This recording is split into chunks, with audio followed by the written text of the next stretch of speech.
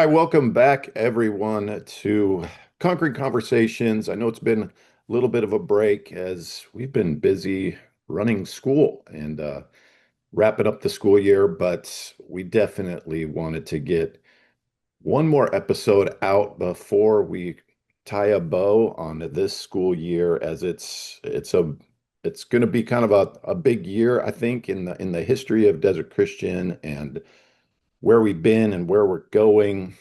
And our guest is Mrs. Beth Young today. We couldn't end this year without a conversation with her, and as we're going to be conquering a career in Christian education, 33 years. So thanks for joining, Beth. Absolutely. I'm so happy to be here. Yes. So there's so much, we couldn't let this year end as our community knows. You're retiring from full-time service, but you are going to just transition to part-time service, flip those roles. So Yep.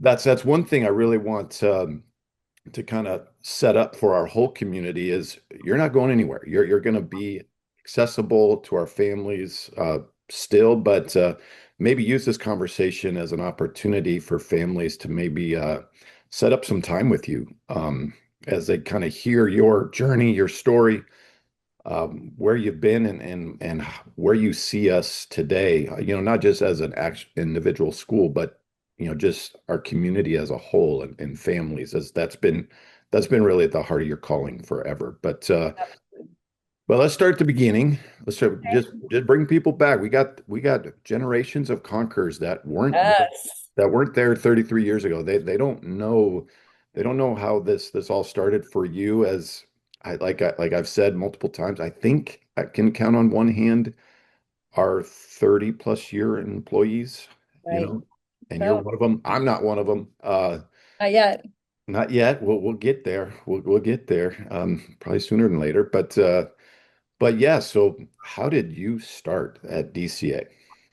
Absolutely. Well, first of all, I've known of DCA when I was a young mom. I knew of it. I actually had friends who had their students, their children at DCA, Christian School of the Desert at the time. Yep. I always just admired their families, their children, and never thought that it was something that would be in reach for my family. We were a young family just struggling to get by week to week, and never thought the DCA would be an opportunity that we would be able to just jump into and be a part of. Well, the Lord had different plans, and there was an opportunity where a time where I knew that my fifth grade daughter needed a change. She was not being served academically and kind of struggling with friends and felt like she was getting lost in the crowd. And so the Lord prompted me to go into the school office, which at that time was where the preschool is now, and go in. And when I walked in, who was there was Mr. Dave Fulton. And we had a conversation. And interesting, I look around the wall and all of the board members up on the wall, big pictures on the wall. Sometime in my life, I had known them, Sunday school teachers, friends of my family. And so I just felt at home, even though it was the first time I was there. And so I filled out an application for my daughter, and Dave, only like he could do, says, "So what do you do? And what's your story?" And I had just completed my BA in education, and I was in the midst of doing my student teaching, and my dreams and desires is to follow my family in education. At that time, I had no desire to teach Christian in Christian school because I didn't really know about it. I just was going to follow the footprints of my family. And so he said, "Well, if you're a teacher, we need teachers and you need your child here. So, why don't you also fill out an application for your daughter?"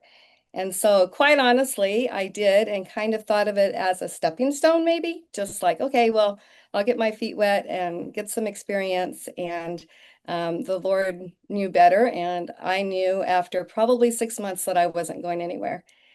Just the opportunity to pray with those kids and love on them and show them Jesus was something I knew I couldn't do anywhere else. And so Long story short, I ended up bringing my older child, adopted a newborn baby that same year, and the young family arrived at DCA and started out in second grade, taught second grade, kindergarten, fourth and fifth.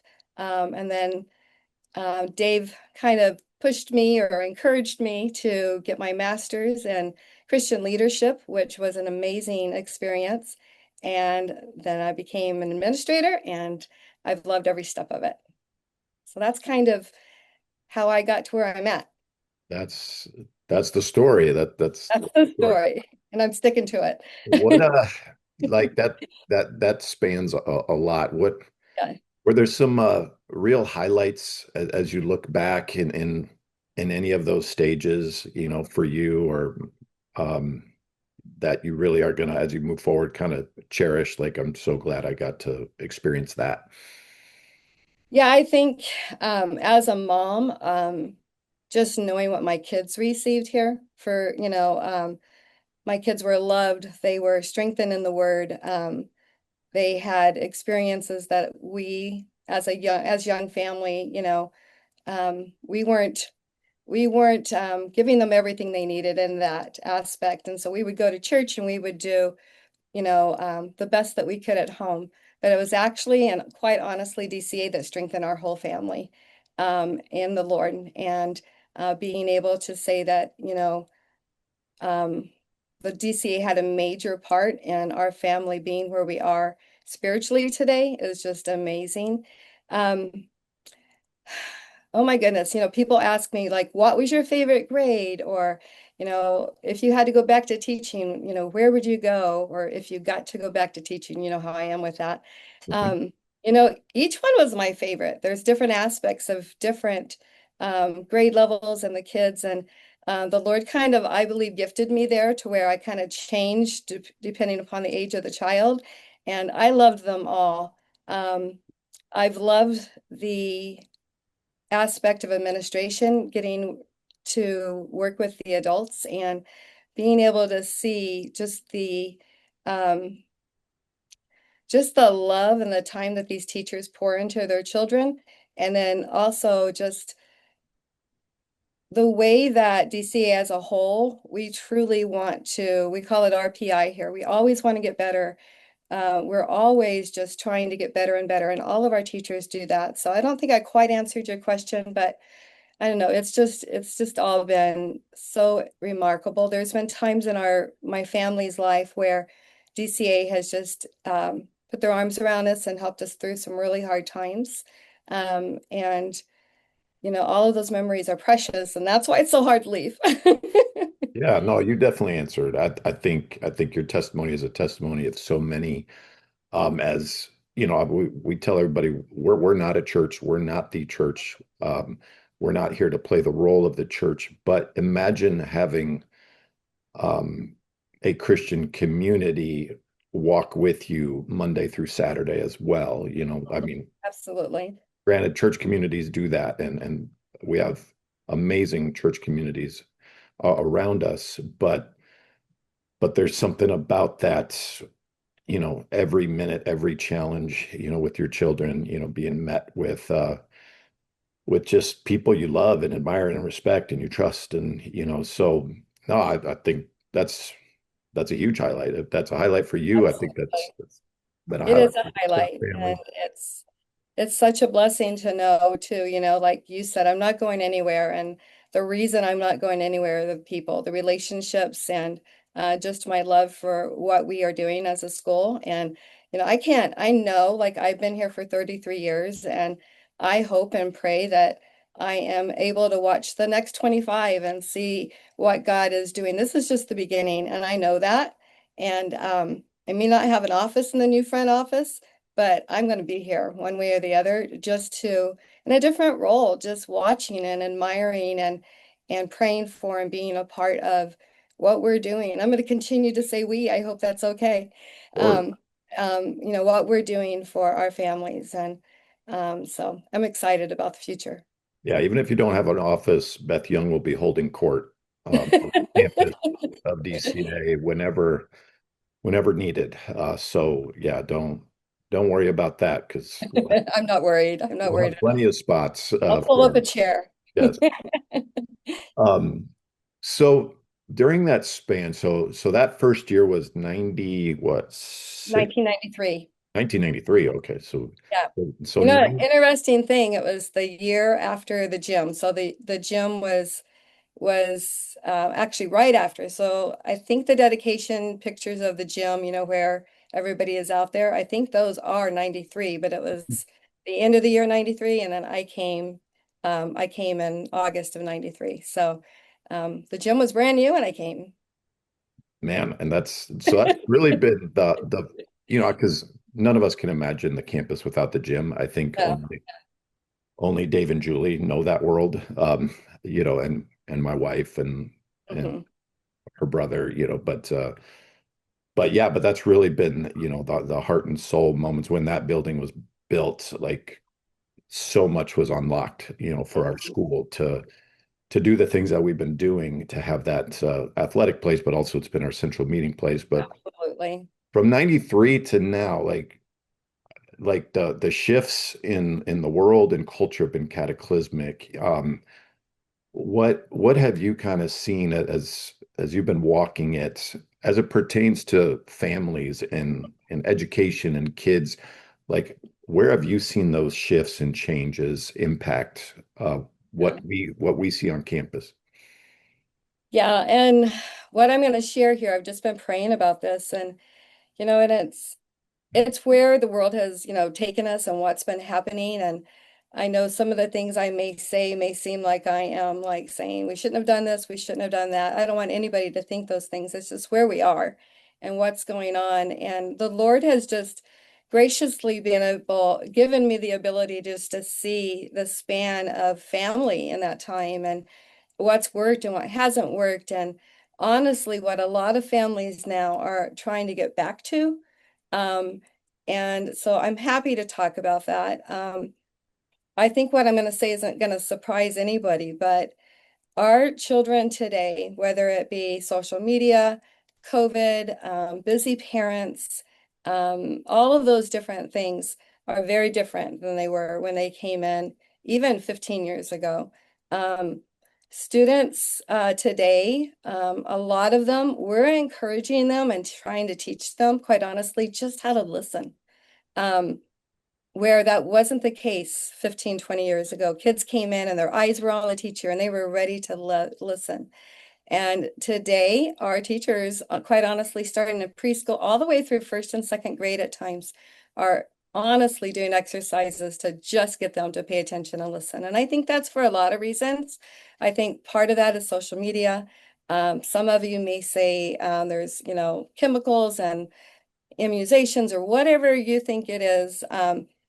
It doesn't really matter, it's happening. And so we have to find a way as family and school together to get back to where our students are coming in resilient, ready to listen and ready to learn.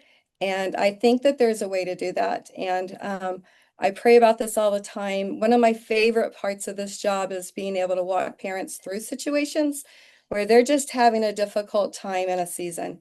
And not that I've ever done it perfectly because I haven't, but the Lord has actually used my mess ups or my growing time with my own children. And just those 30, I don't have like big letters behind my name, but it's just those 33 years of being able to watch families, watch kids, and see what works and what doesn't work. And so yeah, there's students are coming in, quite honestly, less mature. Um, they are used to being entertained with something super quick. In this world today, we don't have to wait for anything, right? We are constantly given exactly what we want. Even as adults, if I want something, I don't have to go research it. I pick up my phone and I pray that whichever search engine I am looking at is giving me the truth, and maybe I'll search something else. But we're served so quickly. Well, our kids are used to that. So therefore, lots of that grit, a lot of that resilience and things I feel that we need to, as teachers and mostly as parents, need to work into our kids. One other thing I think that our kids are lacking is confidence. Um, and I've noticed a connection between, hear me out, the more choices we give our kids as little ones, um, and then the confidence that they have in adults. Um, just think about this picture of a 3-year-old and the parent each time is saying, which one do you want? Do you want the yellow one or do you want the blue one? Or you could wear the tinny or you could, for me, I look at that and I think, you know what? That 3-year-old probably thinks their parent doesn't know which one is right or wrong. Like there are times in our little ones' lives where we as parents, grandparents, adults need to just step up and say, you know what? This is the right choice for our family and this is what we're doing. Or I know it's going to be cold today, so you are wearing a sweater. Um, and so there's so many different things. I don't even know where to go. I know I'm kind of rambling right now, but lots of different places where we could raise capable children, I think, if we would just kind of stop and think and be purposeful about the things we do. I I heard you hit kind of two kind of major themes that I think are so important. You kind of started with um, attention span. I don't like that word, but you Okay. said just the ability to just step into a room, any room, and just focus on the task at hand. Because yeah, I mean that's so true. I feel like generations past, the teacher was the potential entertainment, quote unquote, for the day. So Mm-hmm. the kids would step in like with Mm-hmm. an eagerness, like, where is this adult going to take us today? Let me see what ride I'm on. And I do resonate with you because I do feel like it's like there's no way this adult in front of me could match what I've already experienced, maybe on the drive to school or Right. over you know what I mean? Where I just feel like you're saying our teachers are just like, nope, eyes on me, Mm-hmm. where that used to be a given in the sense of like, it was just in, like you go to elementary school, like that teacher was your ticket to adventure, Mm-hmm. to, Right. the kids don't know that, but it was just natural in them. And so, like, it was like 8 o'clock every morning, the teacher had a shot. Now, sometimes the teacher would botch it, which happens, but it was almost like every day was a new opportunity to be like, okay, teacher, give me a chance. I'm going to see where you're going to take us because you're my only option for engagement, today. Right. Right. You know? Right. Right. So, starting with that, like, and what do you, if you're able to sit down with a young family that's struggling, with this or wants to help, wants to be a part of that solution, what are some of the things on your mind that you're sharing with them? Yes. Well, one of the things that the biggest thing that I'm saying is to make sure that their screen time is very, very limited if they have it at all. I was meeting with a family yesterday and I had given that suggestion and they just were just saying how the change that they've seen in their child since they just have taken it away completely. One of our teachers the other day, I read their weekly letters and one of them said, please, please, please do not let your child um, have a device on the way to school. Like basically that's what you were just saying. Like they're getting out of the car and then the teacher is supposed to entertain or jump into that. So limit screen time if it is at all. And then honestly, just watch what they're doing when they do have a device, like watch what they're doing. Another thing is conversations with your children, like conversations where you are instructing them or telling them how to do something, have them repeat it, watch and help your child grow in those communication skills. Um, you will notice oftentimes parents come back and say, you're right, like my child is not listening to me either. And so make conversations something that are meaningful and are planned out, so where you're actually paying attention to whether or not they're responding to you. And like I said, it's honestly a training that you have to pay attention to. Like I tell them sometimes, like you're training their little minds to not get distracted and focus in. We're going to have students that one reason or another, this is something that is extremely hard for them, but it's not the norm. The norm is we are not preparing our kids to be able to listen. And so I think those are the two main things that I suggest to them is have purposeful conversations with them and then limit screen time, get them outside and playing, put them into situations where they're telling stories and they want an active listener. And then they start to appreciate someone who's listening to them. Another thing, I know dinner table conversations are a rarity this year. I mean, these days, but I have heard that they're coming back. But try to very hard have your children actually look at the adult or the child or sibling who's actually talking and focus on that time as a communication time instead of there's a noise going on, but I'm going to keep doing what I'm doing. But those are some of the things. Um, I think one of the things moving into that, remember I talked about it's hard for them because they haven't done it. We haven't made them do it. I think this bill goes right into building resilience in children. Um, so often, and I'm guilty as a Mimi, so often we want to do things for our own children, our grandchildren, because we want to show them we care. We want to show them we love them. We want to show them that we want to help them.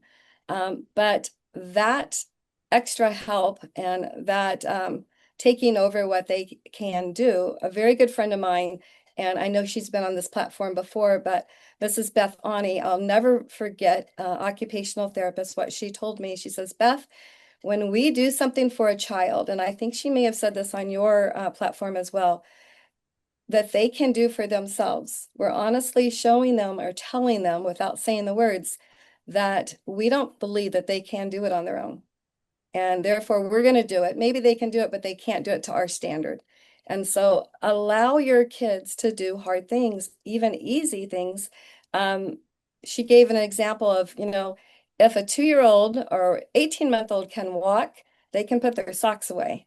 They can put their shoes away. They can put their blocks away. So training that kind of stuff at an early age, even if it's hard, is going to train them to do hard things.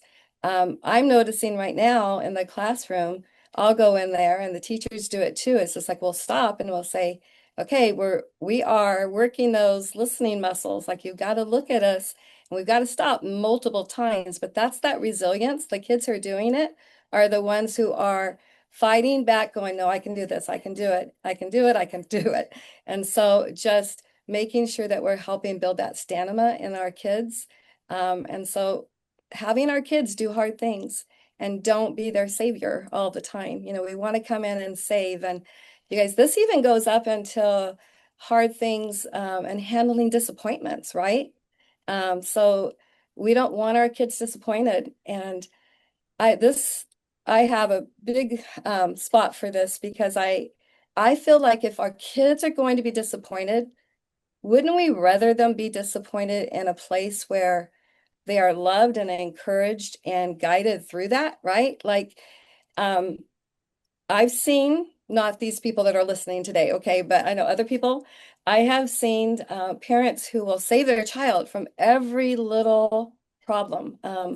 They forget their swim clothes, they bring their swim clothes. They did their homework, but they left it at home. They'll go back and get it. And so, therefore, our kids are never really um,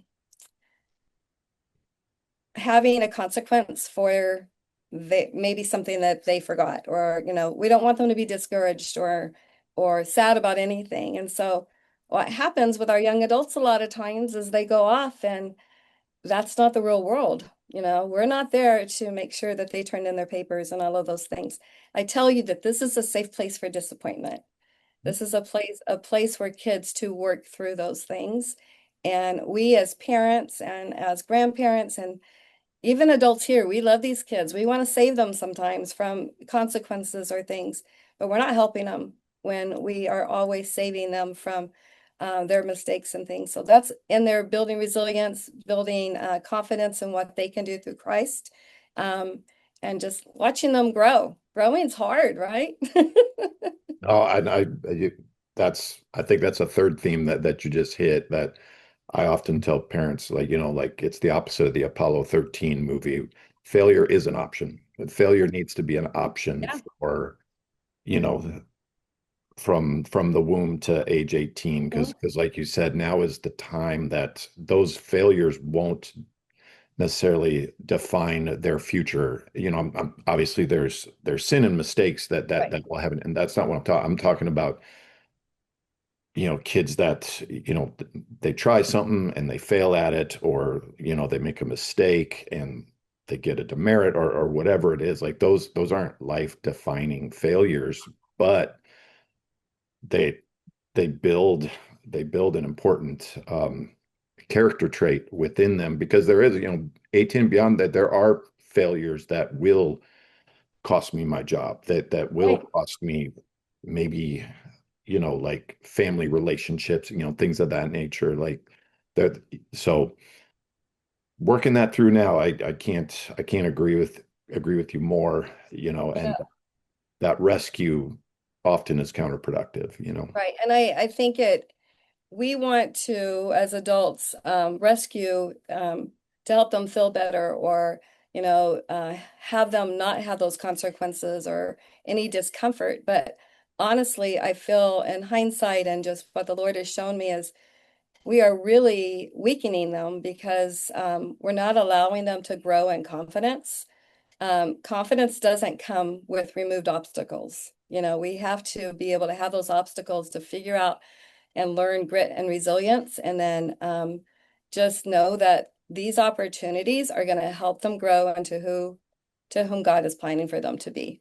We talk to the kids all the time about, God has great big plans for you, and you need to be close to Him and make sure that you know and ask Him what those plans are. And He's going to reveal them, but He reveals them sometimes through the hard things. I can't believe how much I've grown through the obstacles that the Lord has allowed in my life.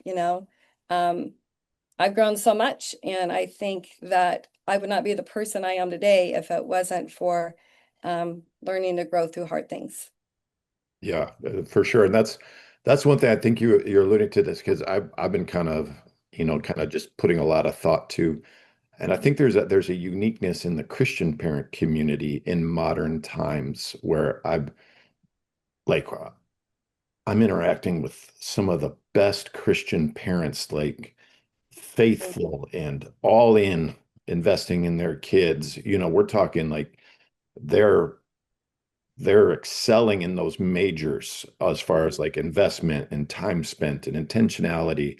Right. But I am noticing sometimes, not all the time, that can come with that is um, this feeling that if their child experiences like disappointment, that everything that they're trying to do to build up this faith in this good, loving God is going to be eroded, because the child's not feeling the goodness of God in the moment. And I really see like amazing parents like wrestle with that. And like, again, like this is um, just thoughts, and not necessarily like this is probably a question for like a pastor or something, but just kind of that I've noticed that shift, because even our best families are struggling with that. And I really feel like, and there'll be tears in their eyes, just because there's this fear that my child is not experiencing the true and loving God in this circumstance. And so that, I mean, that's a heavy weight, you know what I'm saying? So Absolutely. Yeah, that is heavy. And a lot of times I think it's because we don't understand, as children don't understand what's coming, what the Lord is going to do through this. And I think the only thing that I could do is encourage people who are struggling with that is just to go back and reflect on their own lives and know that God's going to use them. And sometimes it's the hindsight looking back and saying, well, how did God, that was a horrible time in my life, but what can I see now about how God used that time? And to be able to trust the Lord enough with that. This sounds really good, but I've struggled in this so much to know that this hard season in my child's life is going to build him into who God has planned for him. And that's hard. Neither one of us are here to say this thing is easy. But You alluded to and talked about we are not a church, and we are definitely not a church, but we've talked about the third leg of the stool and how important it is that we are united in this. And I do want to just speak on one more thing before we go off to the busyness of our day, is just the importance of trusting and building relationships with your children's teachers and how important that relationship is. And that's another one of the things that I cherish about DCA, and the things when I have an opportunity to welcome new families into DCA is we are not perfect people, but we are people who love the Lord and love kids and want what's best for them. And so our relationship is so important that we are, first of all, believing the best of one another. You know, as parents come in, I know one thing about them usually, and that's that they are choosing Christian education for their children. And so I try to establish just some area of trust because I know that's the most important thing, um, to be able to have great success in the classroom. Um, but if I could tell parents one thing that is probably the most important thing is the relationship that your children see between the teacher and the parent is so important. If your child senses any lack of trust or belief in or questioning, um, that relationship is weakened. And this goes all the way through. I see it on basketball courts and football fields. Like if a parent doesn't trust the coach, how often is that coach and child relationship not very strong, because of the lack of respect that is shown. And so with our little ones, so important that the parent and the teacher, and those child's eyes are always a team. And not to say that you have to always agree completely, but that communication go right to that teacher. But that team that the child sees is going to just ignite a year of success. And so as we're ending this year and getting ready to go into another, that would just be some encouragement I would have is just always speak so highly of your child's teacher to your child and help to build that relationship and believe the best in them. And guys, I can tell you that our teachers do believe the best in our parents. And so and also oftentimes when there are problems, we can trace it back to a lack of trust. And so trust them, believe in them. Sorry, I kind of took a turn in our Oh conversation. no, I'm But so glad you brought that up. I just think it's so, so important. And go right to that teacher if you have a problem and talk to them and love on them. And our teachers are amazing. Like I don't say this often anymore, but it's so true. Our teachers could do what they do somewhere else for a lot more money, but they are here because they get to share Jesus. And so know that about them, every single one of them. And they're approachable and they love your kids. And so just know that. Yes, no, that's a third theme. I'm gonna recap our conversation because Okay, we talked okay. about three A important lot of things. things.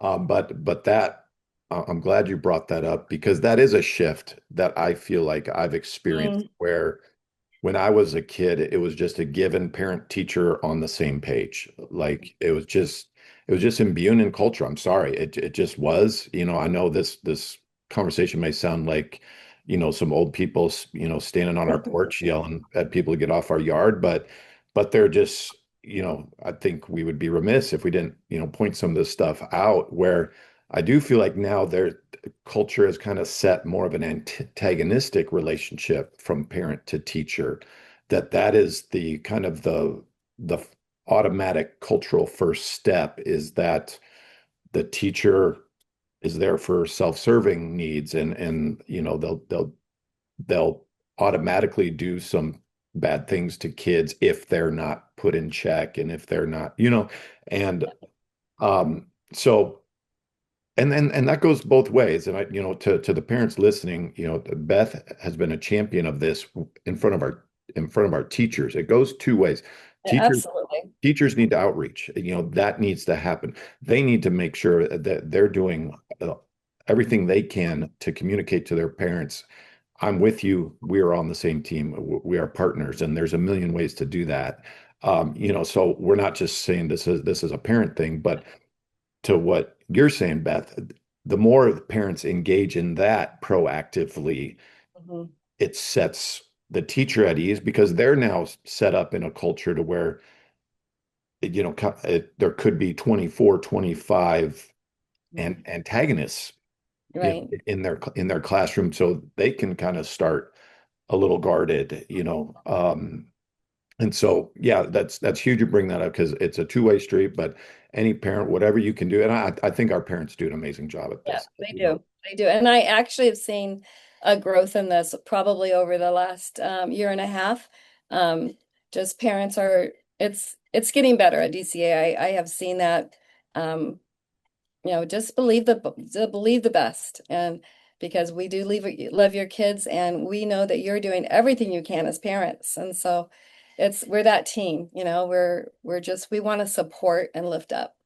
And 99% of the time when a parent and a teacher connect, Hmm. those shared goals automatically come to the forefront because the parent and the teacher have the exact same goals of Absolutely. the development of that child to reach their fullest potential in every aspect of life. Like that's every teacher's goal when they step into a classroom. That's every parent's goal when they send their kids off to a school.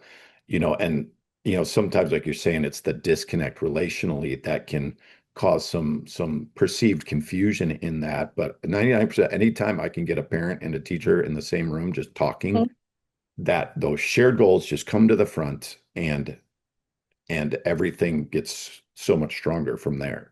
So So true. So true. one thing I want to get, before, because there was three things, and the third thing that you touched on briefly, and I just want to give you a chance to share any more insight with the parents, is you talked about, and this is so key, the giving our kids too much choice. And Hmm. and that in my experience, and Beth Ani has taught both of us this. She was helping me with my own kids, and I didn't realize how much anxiety I was inducing on my own kids because I thought the best thing to do was to allow them to choose everything. Hmm. And I didn't realize that was anxious because they're like, wait a minute, if you don't know what to do, then I don't know what to do. And then Hmm. they would just have outbursts because just from peering, and they didn't know why, but um, I think that's so huge, especially in our kind of culture where we're really trying to be mindful of our kids' emotional state, which is great. We kind of overcorrect, and then we give too much choice to things where it's just like, no, that just is a given. That's just what you do every day. Like you don't need to think, 6-year-old, 7-year-old, when you wake up. There's just a routine. There's a thing.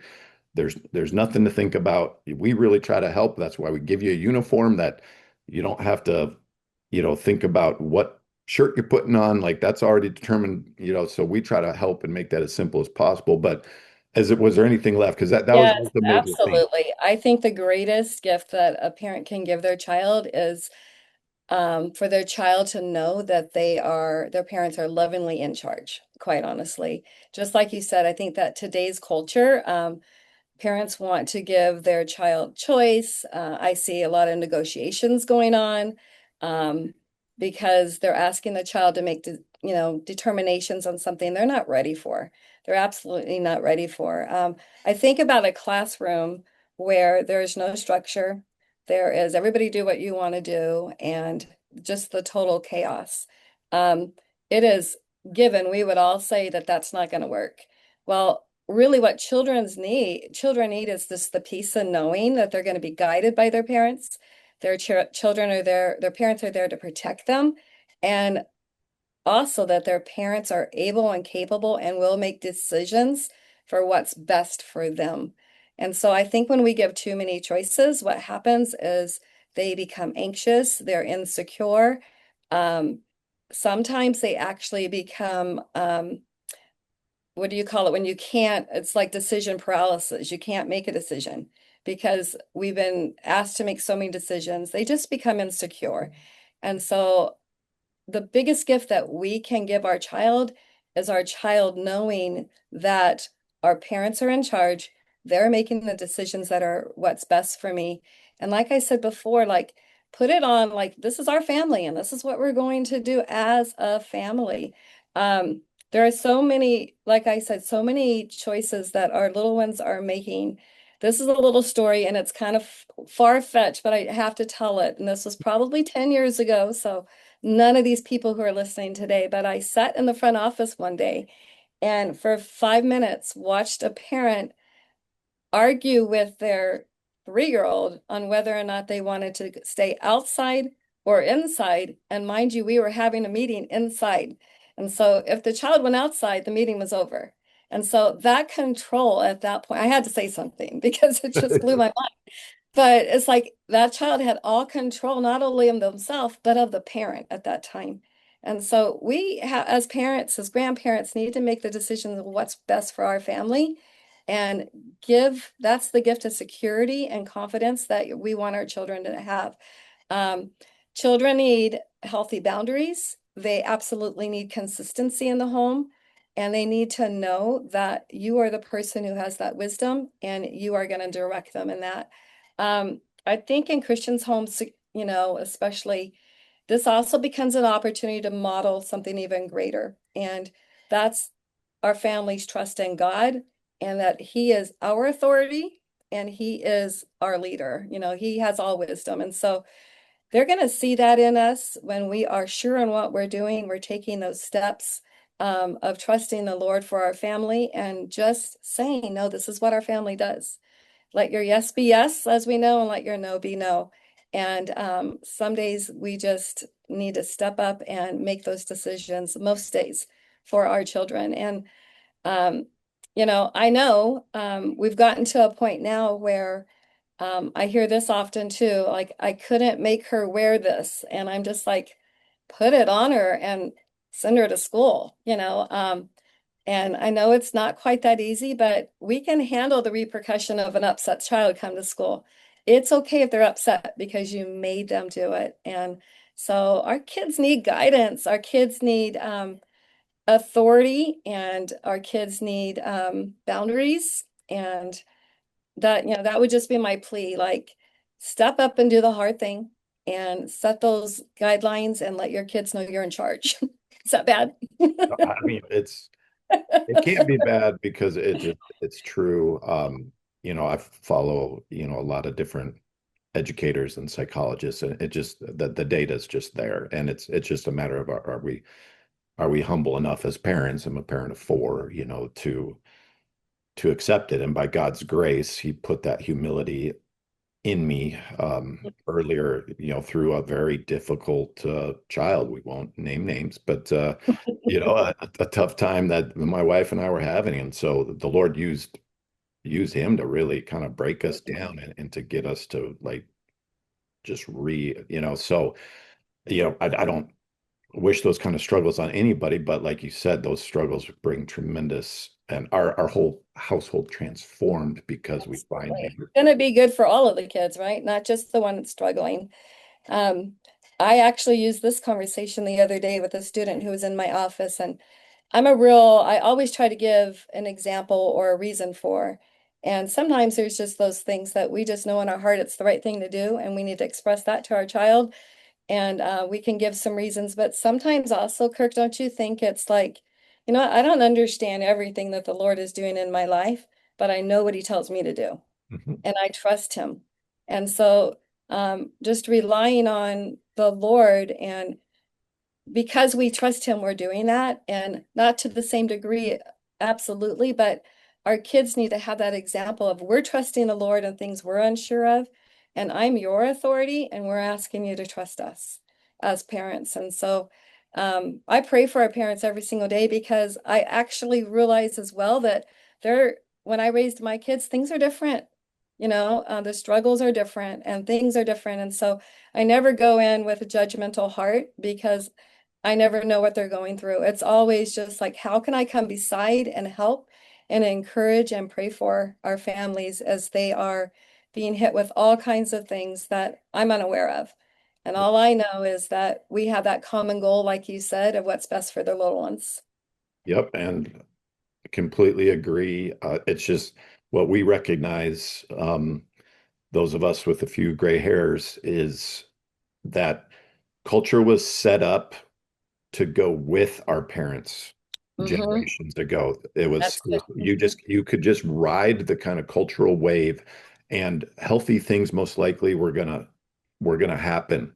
If you rode that wave, obviously mistakes are made, and sin corrupts and all, but now it definitely, I know what I recognize is culture is setting a headwind against what our parents are trying to do. So it's a different world. So different.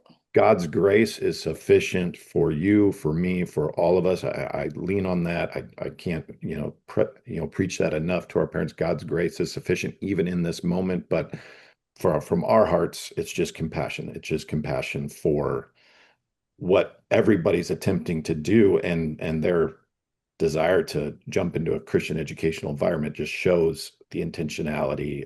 So parents, you guys are doing the best you can. We are here to partner, and if there's little tweaks along the way, that we can help you with in the home, even if they're difficult, it's all out of love and compassion for what you're trying to do, because we can't assume that the culture at large is going to help us with this anymore. We have to just figure it out in our households now, and it's a bummer. Maybe Lord will do some revival, and that'll change one day. Who knows? But in the moment, we got to meet this moment. So that's awesome. Yep. And I Beth, think too, as parents, a lot of times they're feeling like when they're trying to do all of these things that they know in their heart they want to do, they're kind of feel like sometimes they're the only ones doing it, right? Like when they limit the phone or when they do these things and you know, we have to be there for one another and be strong in those things because you're right. Most of society is having a hard time with this too, but we have the Lord and we can do it. I know we can. no, we can, Just and gotta and keep praying for these parents. and families are thriving right now. That they Yes, are. There's just that there's more. I know that you and I, and we encounter more good stories than tough stories. So absolutely. it's, the Lord's at work. So Yep. that was amazing. I didn't even, I just knew we had to talk to you. I didn't know what was going to come out of it, but man, I'm going to push this. Parents, if you're still listening, push this to a couple friends, because um you're getting 45 minutes of just wisdom for free. So take it and share it, because this was huge. Thank you so much for your time. I know we got stuff we got to get to. Yep. So, All right. Thank you guys. yep. We'll see y'all next time. Thank you.